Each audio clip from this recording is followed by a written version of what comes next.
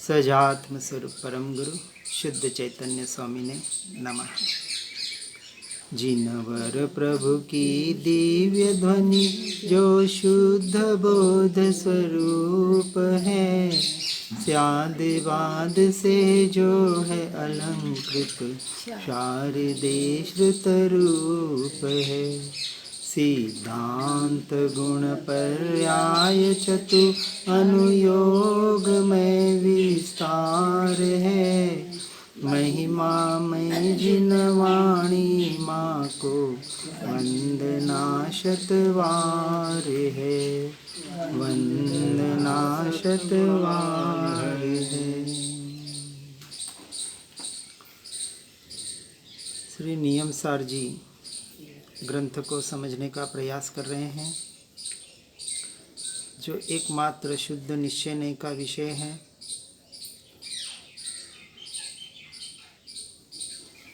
गाथा 147 में हमने देखा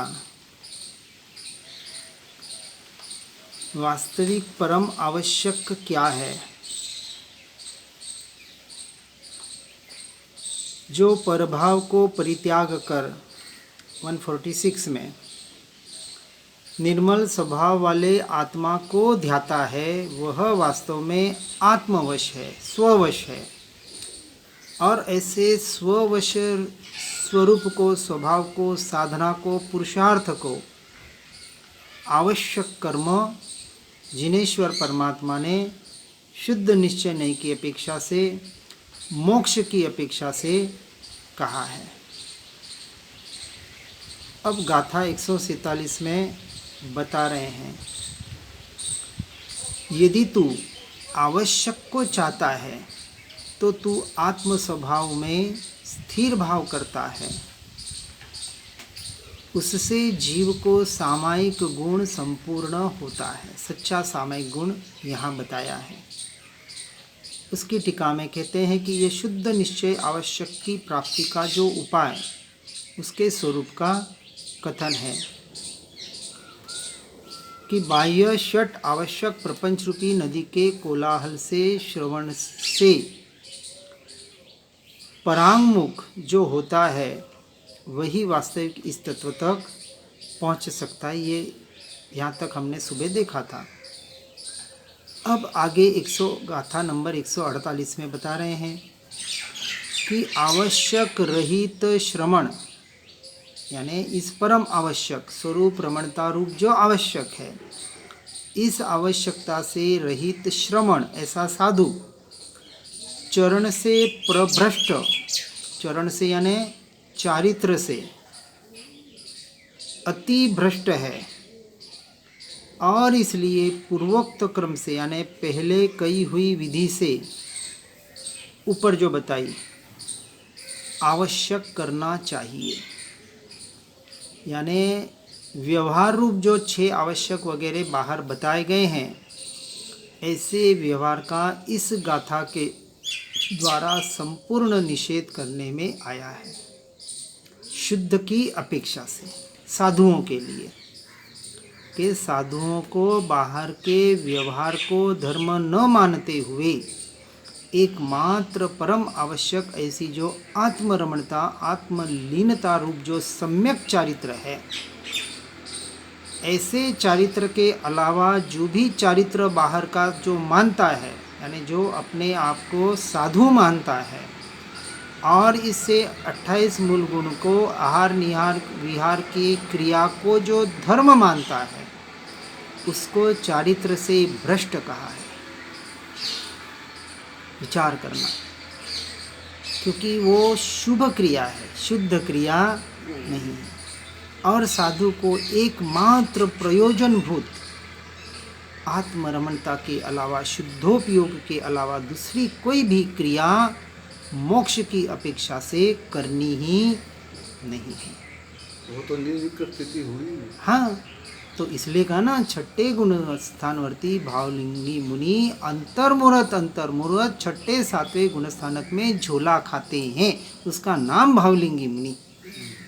वो निर्ग्रंथ मुनि, आहार विहार निहार का पालन करने वाले, 28 मूल गुणों का पालन करने वाले 5 महाव्रतधारी, उसका नाम निर्ग्रंथ मुनि व्यवहार की अपेक्षा से भले हो, वो हुआ द्रव्यलिंग। लेकिन द्रव्यलिंग, सिर्फ द्रव्यलिंगी मुनि मोक्ष का अधिकारी नहीं है जब तक वह भावलिंग को धारण नहीं करता। अब यहाँ शुद्धोपयोग सन्मुख जीव को शिक्षा कही है।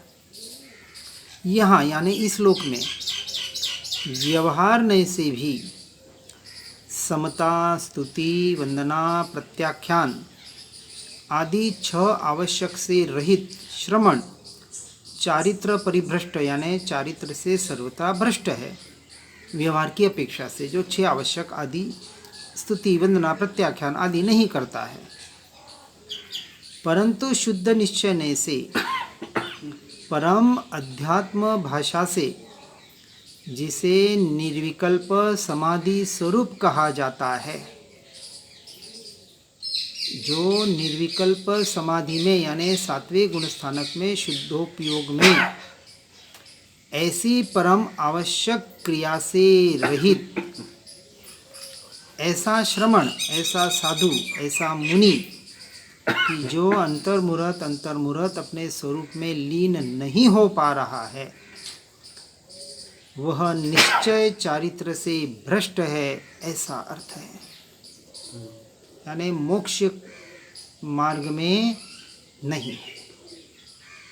वह द्रव्यलिंगी मुनि जो अंतर्मुहूर्त शुद्धोपयोग में लीन नहीं हो रहा है, निर्विकल्प समाधि स्वरूप ऐसे परम आवश्यक क्रिया से जो रहित है, वह चारित्र से, निश्चय चारित्र से भ्रष्ट है। इसलिए स्ववश परम जिन योगीश्वर के निश्चय आवश्यक का जो क्रम पहले कहा गया है, उस क्रम से, उस विधि से स्व आत्मा के आश्रित ऐसे निश्चय धर्म ध्यान तथा निश्चय शुक्ल ध्यान स्वरूप से परम मुनि सदा आवश्यक करो। ऐसा ही परम आवश्यक मुनि को कल्पता है, वही मुनि की विधि है, वही मुनि की क्रिया है, वही मुनि की साधना और साधन है। अब बताएं, जो ऐसे साधना में नहीं है, उन्हें मुनि निर्ग्रंथ साधु मानना क्या अपने मिथ्यात्व का पोषण करना नहीं है? जब ये स्वरूप यहाँ जो बताया जा रहा है, ये जो भावलिंगी संत बता रहे हैं, भावलिंगी दिगंबर मुनि जिन्होंने जो कह रहे हैं कि हम निरंतर इसी का अभ्यास कर रहे हैं, अपने अनुभव के आधार पर, अभ्यास के आधार पर, फिर जिनेश्वर परमात्मा की आज्ञा का नाम लेकर, क्योंकि वो पालन कर रहे हैं, सिर्फ कथन नहीं कर रहे हैं, वो कह रहे हैं साथ साथ में कि ऐसा ही हम कर रहे हैं, तो अपने अनुभव के आधार पर जो बता रहे हैं, और यदि यही बात स्वीकार न होवे, ये सुनकर पढ़कर भी, तो फिर और तो क्या कहें। अब उसकी टीका में आगे श्लोक में कहते हैं कि आत्मा को अवश्य मात्र सहज परम आवश्यक एक को ही, कि जो अघ समूह का नाशक है, यानी सारे दोषों का, सारे पापों का नाशक है। कौन सा परम आवश्यक और कौन से दोषों का? आत्मरमणता रूपी परम आवश्यक, जो अशुभ तथा शुभ दोनों दोषों का नाशक है। अशुभ का तो नाशक है ही, लेकिन जो शुभ का भी नाशक है। सिर्फ और सिर्फ शुद्ध की ही बात भावलिंगी मुनि के लिए बताई गई है। इसके अलावा कोई भी प्रयोजनभूत बात भावलिंगी मुनियों के लिए नहीं है, जिन्हें हम पंच परमेष्टि में नमो लोये सौव साहूणम कहते हैं। ये उनकी दशा। और जो मुक्ति का मूल यानी कारण है, उसी को अतिशय रूप से करना चाहिए। और ऐसा करने से सदा निज रस के फैलाव से पूर्ण भरा होने के कारण पवित्र और पुराण यानी सनातन ऐसा वह आत्मा, वाणी से दूर यानी वचन अगोचर ऐसे किसी सहज शाश्वत सुख को प्राप्त करता है। जो भी हम साधना कर रहे हैं, हमें सुख चाहिए, हर जीव को सुख चाहिए। अब हमारी साधना टेम्पररी सुख के लिए नहीं है। कौन से सुख के लिए है? शाश्वत सुख, परमानेंट सुख के लिए, कि जो एक बार आ जाए फिर जाए ही नहीं। और ऐसा यह मार्ग, ऐसा यह मोक्ष का मार्ग। स्ववश मुनिंद्र को उत्तम स्व आत्मचिंतन अर्थात निजात्मनुभवन, अपनी निज आत्मा का अनुभवन होता ही होता है। और यह निज आत्मा अनुभवन रूप आवश्यक कर्म उसे मुक्ति सौख्य का कारण होता है। यह आवश्यक कर्म निरंतर निरंतर छठे सातवें गुणस्थानक में निरंतर शुद्धोपयोग में लीन होने का जो वहाँ पुरुषार्थ चल रहा है, अब एक ही आवश्यक रहा उनके लिए, एक ही कर्तव्य रहा उनके लिए। और हमें भी तो वही करना पड़ेगा। लेकिन उसके लिए जो बाय प्रोडक्ट बताया, संसार के प्रति संपूर्ण वैराग्य, संसार से जितनी बने उतनी जल्द से जल्द निवृत्ति, पर किसके लिए? स्व में प्रवृत्ति करने के लिए निवृत्ति। शुभ में भी कहीं अटकने जैसा नहीं है। नहीं, हम तो रोज़ सुनते हैं, रोज़ पढ़ते हैं, रोज़ इतनी गाथाएं बोलते हैं, रोज़ इतना याद करते हैं। सुनकर पढ़कर क्या करना था? सुनना पढ़ना बहुत जरूरी है, स्वाध्याय और सत्संग। इसके बगैर जीव आगे नहीं बढ़ सकता। तो सुनकर समझकर उसको अपने जीवन में उतारना था, आचरण में उतारना था, अनुभूति में उतारना था। और जब अनुभूति में उतरता है तो संसार अपने आप छूट जाता है, देहात्म बुद्धि छूट जाती है। और ऐसी देहात्म बुद्धि छूटती है कि वहाँ परिशय उपसर्ग आ भी जाए तो उससे डरता नहीं है। इसलिए निशंकता से निर्भयता और निर्भयता से निसंगता।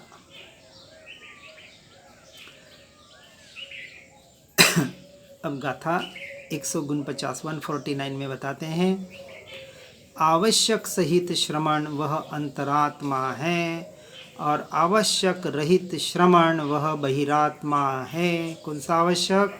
ये परम आवश्यक। ये बात एक आवश्यक, एक ही आवश्यक। अभी चर्चा उसी की चल रही है, दूसरी आवश्यक की कोई बात ही नहीं कर रहे हैं ना।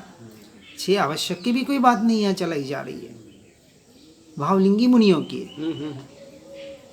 श्रावकों को अभी 6 आवश्यक के साथ अंतर आवश्यक दोनों जरूरत है, क्योंकि शुद्ध में पूरा रह नहीं पाएगा तो उसे शुभ की क्रिया, और ऐसी शुभ की क्रिया कि जो आत्मा की ओर ले जाए।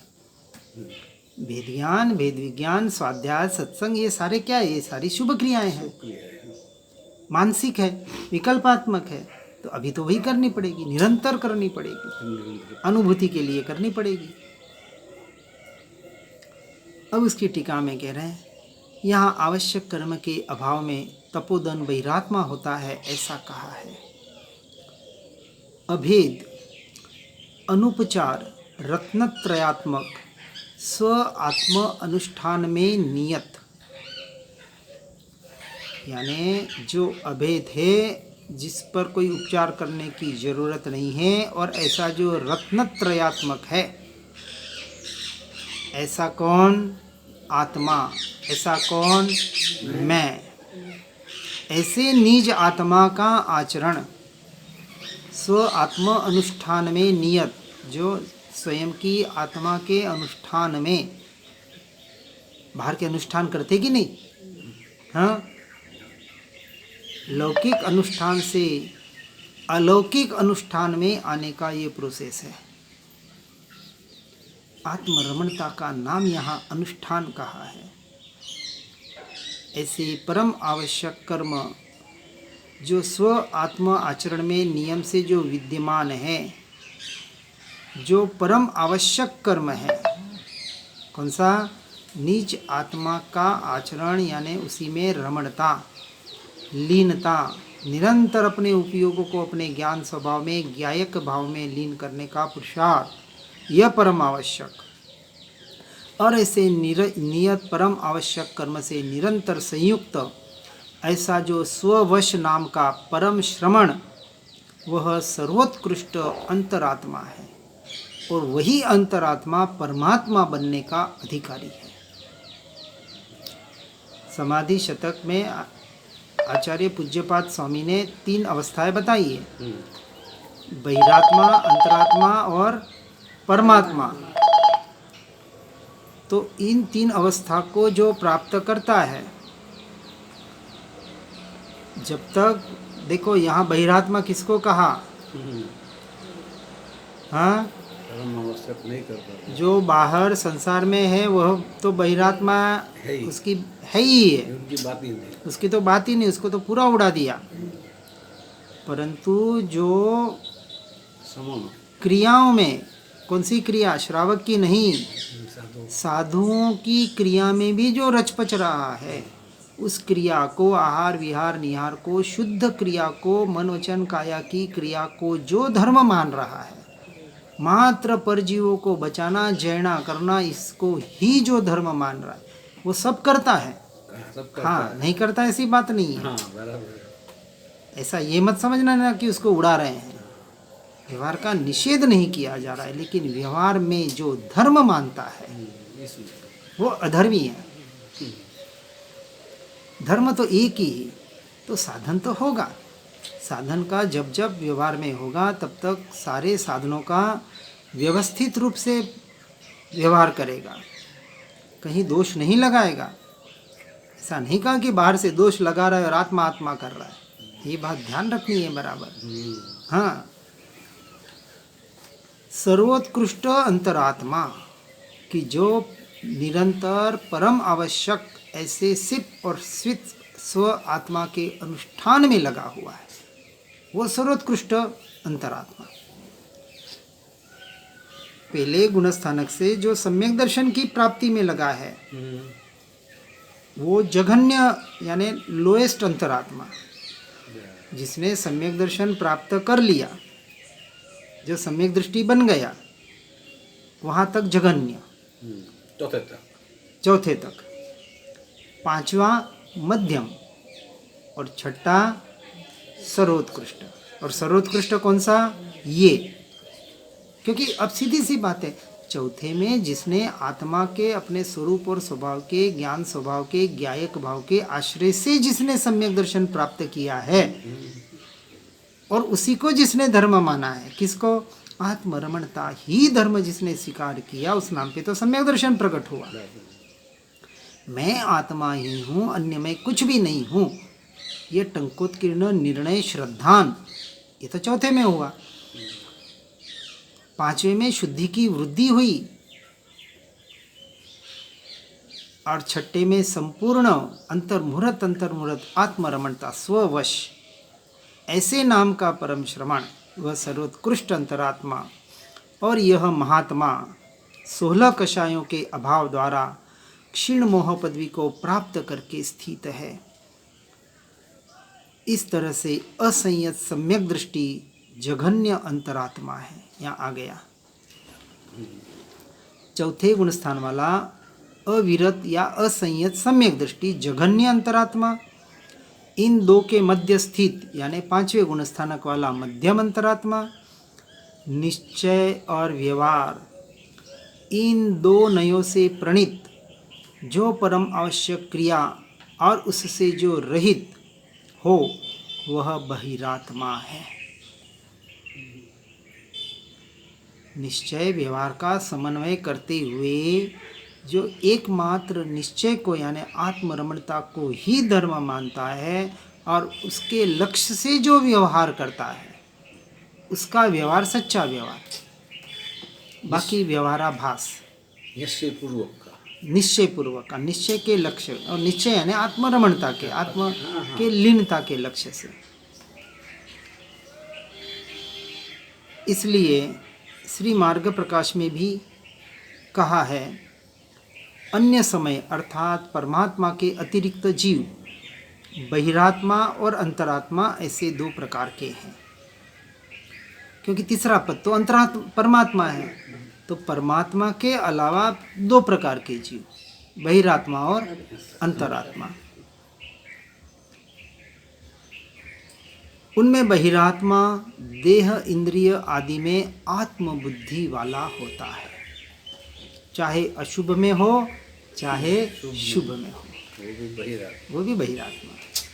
कहा ना, 100% मुनि धर्म का पालन करता है, 1% भी दोष नहीं लगाता है, अंश मात्र भी दोष नहीं लगाता है, परंतु आत्मरमणता नहीं है, तो वो भी बहिरात्मा है। ये बात, क्योंकि आत्मा से बाहर है।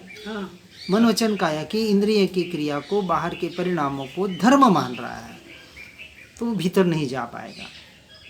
और जो भीतर जा रहा है वो बाहर के व्यवहार को अपेक्षा से पूरा पालन करता ही करता है, जब व्यवहार में होता है, जब शुभ क्रिया में होता है, जब स्वरूप में, स्वभाव में स्थिर नहीं हो पाता है। क्योंकि केवल ज्ञान के पहले तो बाहर की क्रियाएं रहेगी। अभी तो 6, 7वें गुण स्थानक में झोला खा रहे हैं। इसलिए अंतरात्मा के जगन्य, मध्यम और उत्कृष्ट ऐसे 3 भेद है। अविरत सम्यक दृष्टि यानी 4थे गुण स्थानक वाला वह प्रथम जघन्य अंतरात्मा है। क्षीण मोह वह अंतिम उत्कृष्ट अंतरात्मा है, और उन दोनों के मध्य में स्थित वह मध्यम अंतरात्मा है। यानी क्षीण मोह श्रेणी वाले को उत्कृष्ट अंतरात्मा कहा है, उसके बीच वाले मध्यम अंतरात्मा समझना चाहिए। योगी सदा सहज परम आवश्यक कर्म से युक्त रहता हुआ संसार जनित प्रबल सुख दुख रूपी अटवी से दूरवर्ती होता है। इसलिए वह योगी अत्यंत आत्मनिष्ठ अंतरात्मा है। इसलिए कहा ना, चौथा अविरत यानी पूरा संसारी है। 5वां देशवीरती यानी संसार अब अल्प करते जाता है, बाहर से निवृत्ति लेते जाता है। और 10वीं 11वीं प्रतिमा में संपूर्ण अलक्षुलक बनकर पूरी निवृत्ति लेता है, और फिर मुनि धर्म की ओर वह बढ़ता है। तो वहाँ फिर उसका सर्वसंग परित्याग हो जाता है।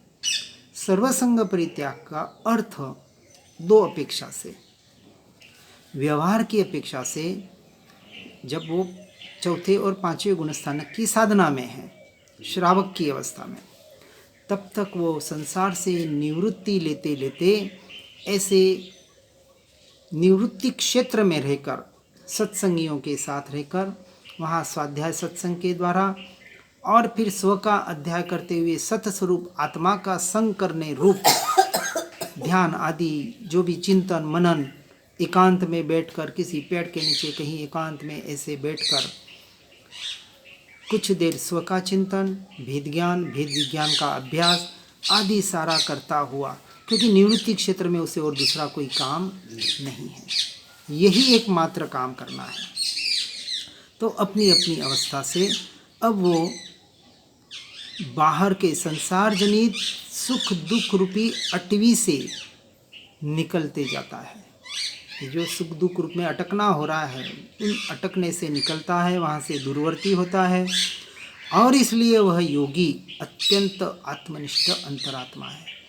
क्योंकि भावलिंगी मुनि तो सर्वसंग परित्याग करके कहाँ जाते हैं? वन जंगलों में या एकांत स्थानों में। कभी ऐसा अवशेष रह भी जाए, कोई शारीरिक कमजोरी आ भी जाए, तो गाँव में नहीं, गांव के बाहर जो गांव से अटैच हो, ऐसा कोई पुराना मकान हो, ऐसा कोई व्यवस्था हो, उनके मालिक की परमिशन लेकर वहाँ स्थित होते हैं।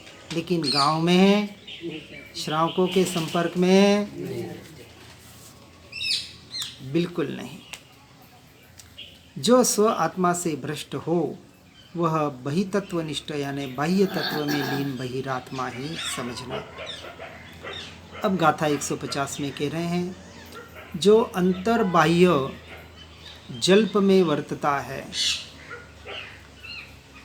वह बहिरात्मा है, और जो जल्पों में नहीं वर्तना, कल्पना जल्पना जो कहा ना, वह अंतरात्मा कहलाता है। अब उसकी टीका में कह रहे हैं, यह बाह्य तथा अंतर जल्प का निराश यानी निराकरण यानी खंडन है।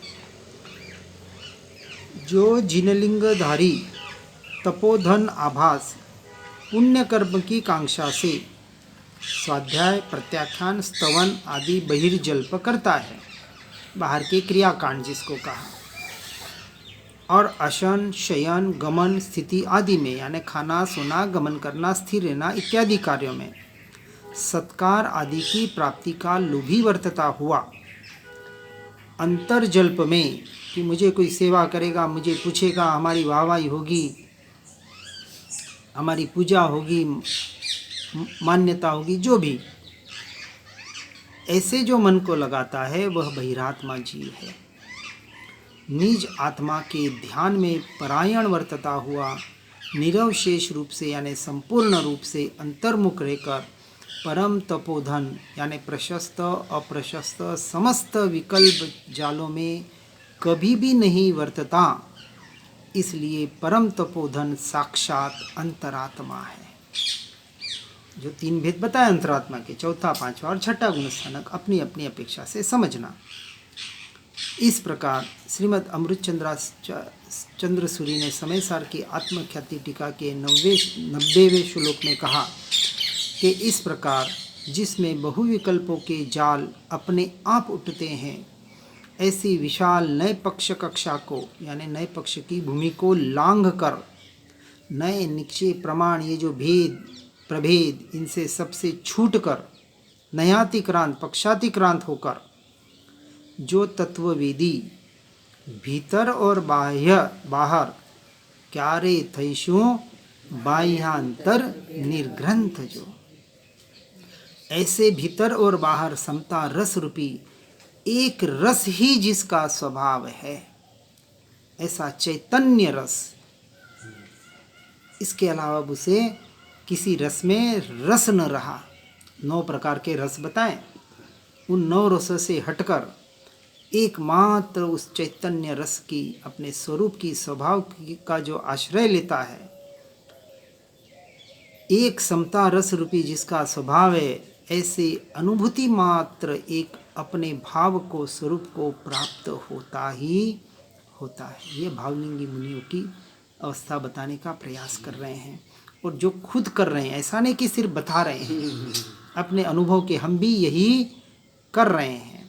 रसदेव निरंजन को हाँ, भव भय के करने वाले बाह्य तथा अभ्यंतर जल को छोड़कर समरसमय यानी समता रसमय, यहाँ समता किसको कहा? आत्मरमणता को समता कह रहे हैं, बाहर की कषाय मंदता को नहीं। कल बात आई थी। हाँ, ऐसे एक चैतन्य चमत्कार का सदा स्मरण करके ज्ञान ज्योति द्वारा, किसके ज्योति द्वारा? शुद्ध बुद्ध चैतन्य घन स्वयं ज्योति सुखधाम। ज्योति देखने मत बैठ जाना, ज्योति का सिर्फ एक आलम्बन, एक अपेक्षा से कंपैरिजन के लिए बताया है। लोग ज्योति देखने बैठ जाते कि हृदय में कोई ज्योति दिखे, यहाँ कोई ज्योति दिखे। अरे ज्योति दिखेगी वो तो तेरे चक्षु का विषय है, इंद्रिय का विषय है, और यहाँ अतीन्द्रिय कह रहे हैं जहाँ कुछ है ही नहीं, जहाँ न प्रकाश है न ज्योति है न कुछ भी है, मात्र उपमा देने के लिए बताया गया। तो प्रकाश में ज्योति की ही क्यों उपमा दी, बल्ब की क्यों नहीं दी? आज बल्ब आ गए, बल्ब का प्रकाश कहेंगे, आज ज्योति ही कही जाती है आज भी। ज्योति कही जाती है क्योंकि ज्योति जीवंत है, साक्षात है। मिट्टी के साथ यानी दीपक रहते हुए वह ज्योति प्रज्वलित होती है ना। तो इस मिट्टी के साथ, देह रूपी मिट्टी के साथ रहकर भी जो ज्योति परमानेंट प्रज्वलित है, ज्योति हमेशा ऊर्ध्वगामी होती है। उसको उल्टा भी पकड़ो तो ऊपर की तरफ आग चलती है। ऐसा आत्मा ऊर्ध्वगामी है। जब वह ज्योति हवा के संपर्क में आती है तो लहलहाती है। इसी तरह यह आत्मा परद्रव्य प्रभावों के संयोगों में आता है, तब राग द्वेष रूप लहलहाता है, उसके पहले नहीं। यदि उस ज्योति को उस बाहर के हवा से, बाहर के से बचाया जाए तो फिर ज्योति स्थिर होती है। इसी तरह यह जीव जब बाहर के संयोगों से दूर होकर स्वरूप में आता है तो स्थिर होता है।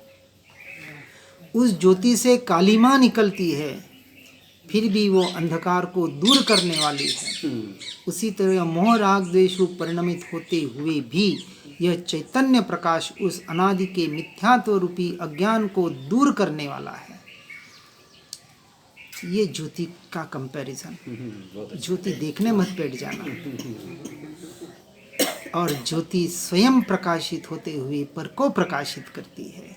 ऐसा ही आत्मा पर को प्रकाशित करते हुए भी स्वप्रकाश है, स्वयं प्रकाश है। तो अब पर के प्रकाश को देखना कि स्वयं के प्रकाश को देखना, अब आपकी दृष्टि कहाँ है? बस दृष्टि का फेर करना है और कुछ भी नहीं करना है। बाहर भी जो प्रकाश है अभी सारा वो चैतन्य का ही प्रकाश है, लेकिन उस बाहर के चैतन्य प्रकाश में भी जो स्व प्रकाश को देख लेता है, यानी जो 5 इंद्रियों और मन के जो विषय हैं उसमें भी जो अपने ज्ञान स्वभाव में आने का प्रयास और पुरुषार्थ करता है, ये तो भेद ज्ञान और भेद विज्ञान है, और है क्या? ऐसा स्वयं प्रकाश, चैतन्य प्रकाश, महाप्रकाश वही मैं हूँ।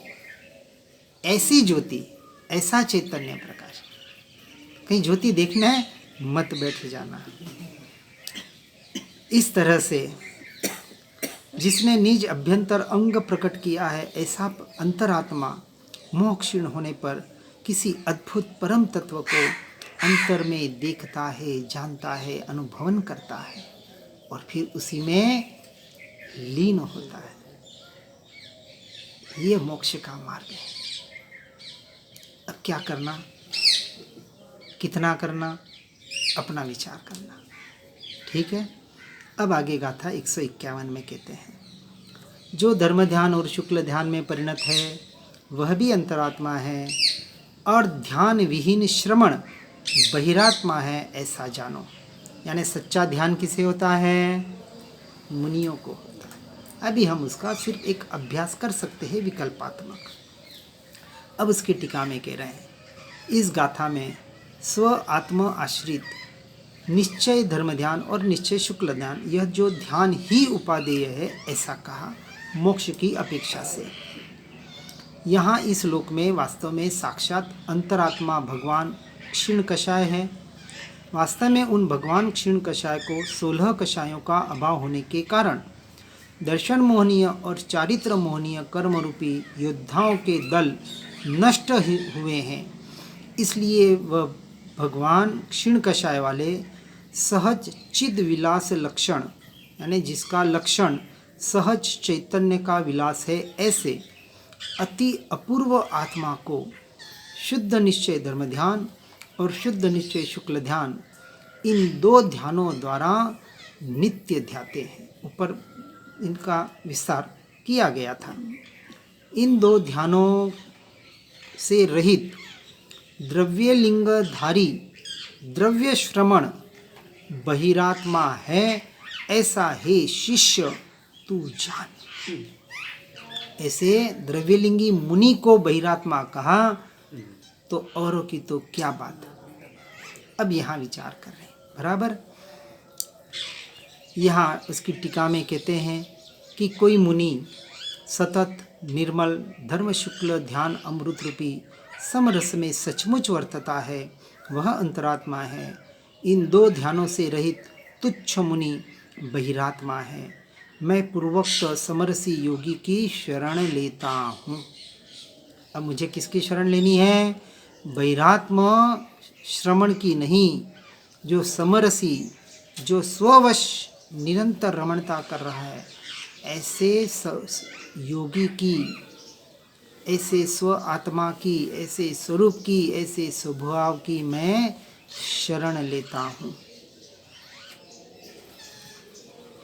शुद्ध बहिरात्मा, शुद्ध आत्म तत्व में बहिरात्मा और अंतरात्मा ऐसा यह विकल्प कुबुद्धियों को होता है। संसार रूपी रमणी को प्रिय ऐसा यह विकल्प सुबुद्धियों को होता ही नहीं है।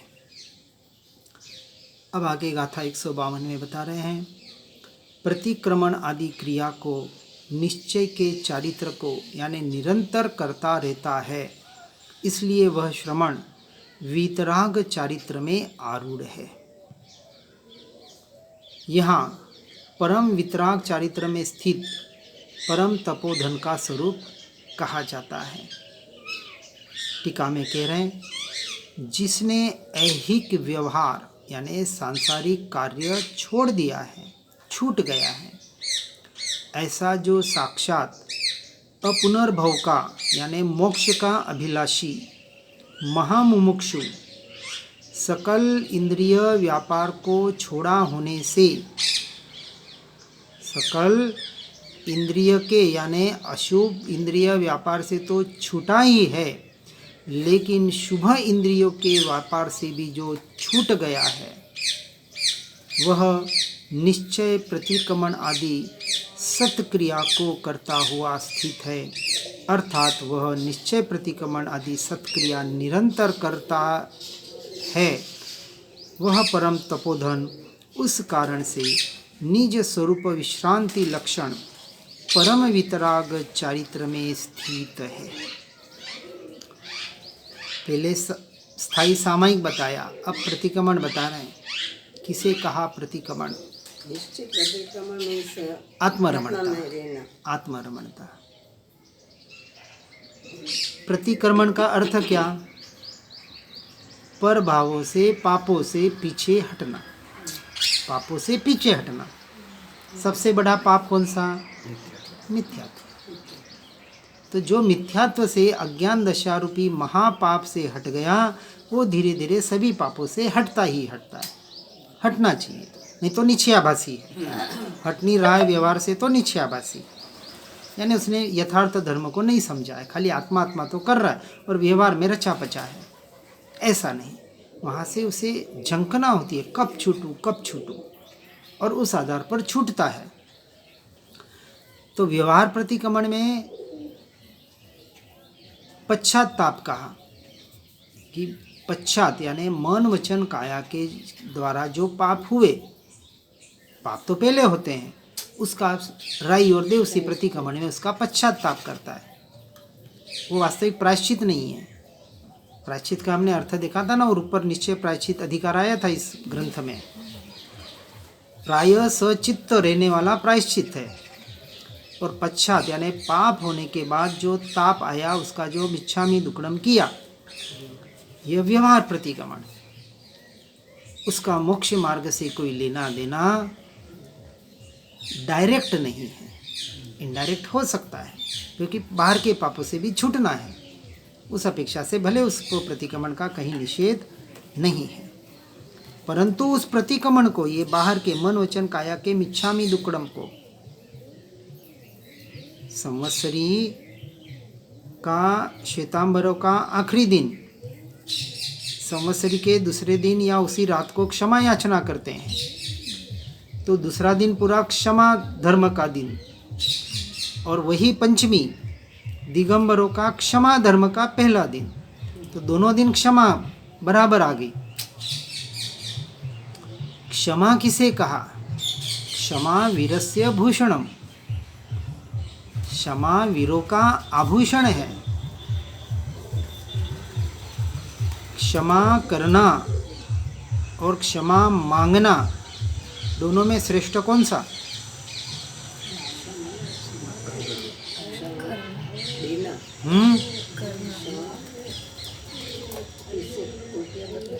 क्षमा मांगना और क्षमा करना, दोनों में श्रेष्ठ कौन सा? क्षमा धर्म है ना। क्षमा वीरस्य भूषणम कहा, दोनों में एक भी श्रेष्ठ नहीं है। फिर भी श्रेष्ठ नहीं है। श्रेष्ठ नहीं है दोनों ही। एक भी क्षमा मांगना यह है पित्तल का आभूषण।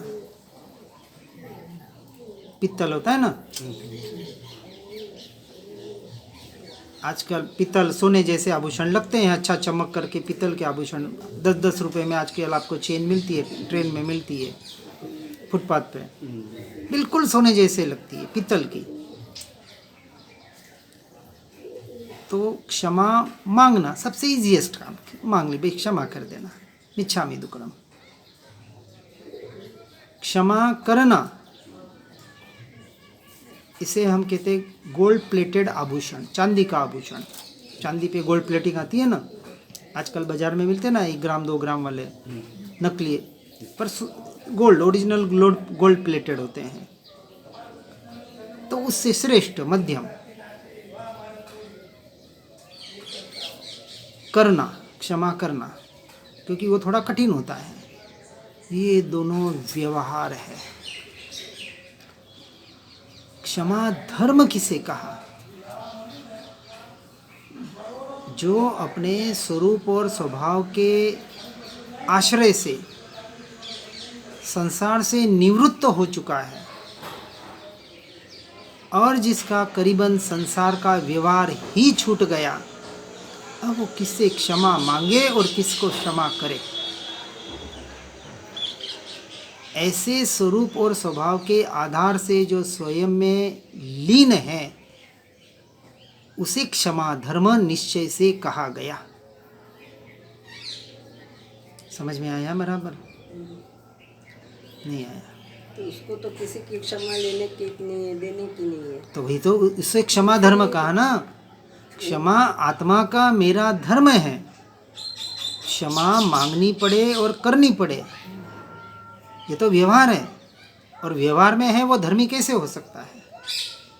तो जब तक व्यवहार में होता है तब तक व्यवहार करता है, लेकिन उस व्यवहार को हेय मानते हुए करता है। ये मेरा स्वरूप नहीं है,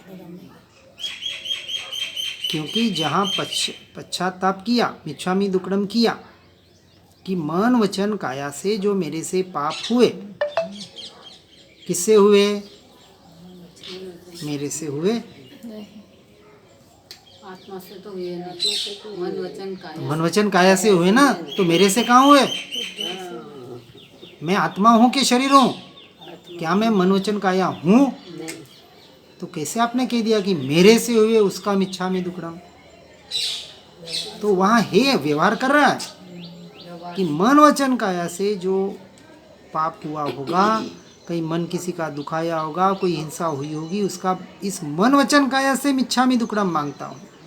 परंतु मैंने कोई पाप, मुझसे कुछ पाप नहीं हुआ, मुझसे तो एक ही पाप हुआ, महापाप, कि जो मन वचन काया से पाप हुआ या पुण्य हुआ, उसको मैंने अपना माना। अब मैं उसे अपना मानना छोड़ता हूँ। यदि आज दिन तक मैंने उसे अपना माना होगा उसका, अब मैं मिच्छामि दुक्कडम करता हूँ। किसका हो? मन वचन काया से जो पुण्य हुआ या पाप हुआ, दोनों। यदि उसे मैंने अपनी क्रिया, अपना स्वरूप, अपना स्वभाव माना होगा, उसका मैं मिच्छामि दुक्कडम करके पर द्रव्य पर भावों से हटकर मैं अपने स्वरूप और स्वभाव में लीन होता हूँ। और वो स्वभाव में लीन हो जाए, उसका नाम उसने क्षमा धर्म को अपने जीवन में घटित किया। ये क्षमा धर्म है। विचार करना इसके ऊपर। ने लिखा है बराबर, क्षमा ये मोक्ष में भव्य दरवाजा होता है। क्षमा मोक्ष का भव्य दरवाजा। एक क्षमा। अब यहाँ व्यवहार और निश्चय क्षमा को समझना बराबर। इसलिए जिस महामुमुक्षु ने सकल इंद्रिय व्यापार को छोड़ा होने से निश्चय प्रतिक्रमण आदि सत्क्रिया को करता हुआ, अर्थात निरंतर करता है, निश्चय प्रतिक्रमण, यह निश्चय प्रतिक्रमण, वह परम तपोधन उस कारण से निज स्वरूप विश्रांति लक्षण परम वितराग चारित्र में स्थित है।